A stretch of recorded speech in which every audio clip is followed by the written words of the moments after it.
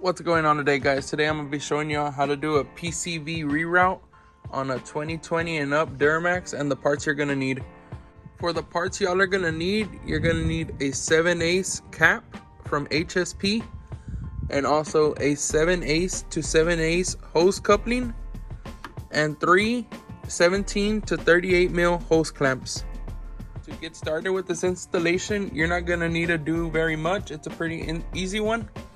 Your truck may look different, but on that open hole right there, you're gonna have this hose, and it connects down here to the PCV.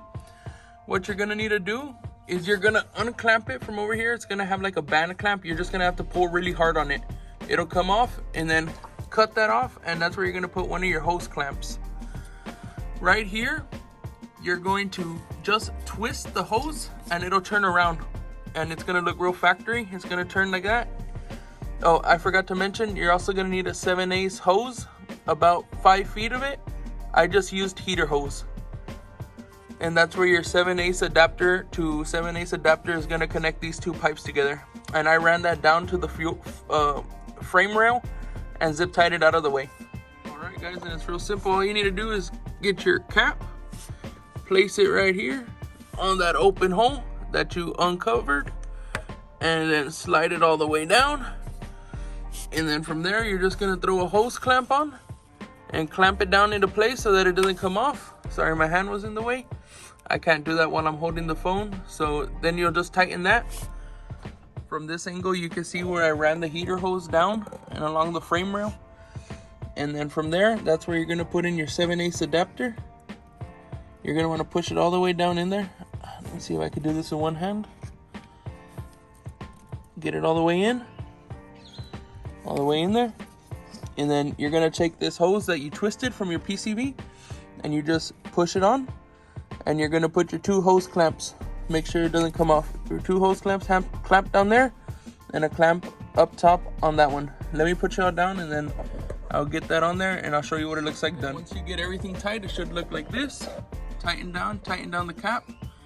Then you tighten down these 2 hose clamps, and then that pipe is just gonna hang right here. You could put a zip tie to the oil fill if that's what you want to do, but I mean, it ain't really gonna do much there. And let me show you all where I ran this hose down by the frame rack. Coming down to the bottom of the truck, let me show you where I ran that hose down to. As you can see, I ran it down right along the frame rail.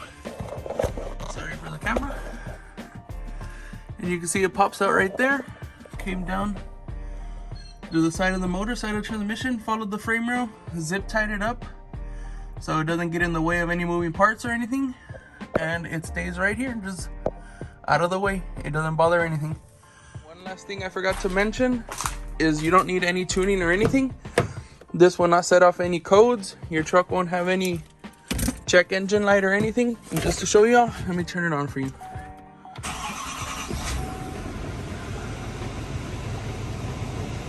Just the hood open. No check engine, no nothing. Thank y'all for watching. One last thing, I'm gonna leave the links to the parts I used in the description below.